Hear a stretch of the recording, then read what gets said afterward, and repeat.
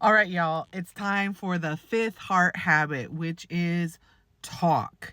And the mantra that goes with it is I use my words to exponentially strengthen and uplift myself and others. So the thing about talk is that our words are far more powerful than we give them credit for. You know, you've probably heard that saying, sticks and stones may break my bones, but words will never hurt me.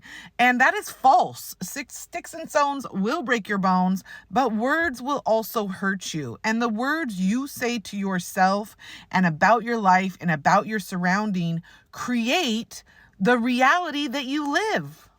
Remember yesterday, I was talking about thoughts and the amygdala and how the amygdala is what kind of like has you thinking the things you think. And I mentioned that talking is a way to retrain the amygdala. For example, when I first moved to Phoenix area where I live now, I was single, dating, and I'm a pretty tall girl, but I felt like all I was seeing were a lot of short men. So I said that, I repeated it over and over to all the people I would meet and know, oh, there's just only short men here in Phoenix. Everybody is short here in Phoenix.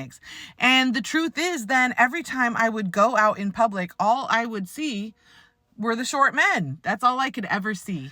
Maybe sometime you've thought about a car you really would like to get. And then once you're thinking about that car, do you notice that you see that car very more often on the freeway and on the roads and next to you, etc.? This is an example of how you have told your brain what to look for. So our brains are constantly absorbing information. I think 4 billion pieces per minute, but we can only process like 4,000 of those pieces, right? So how do we figure out what to process? Our amygdala tells us.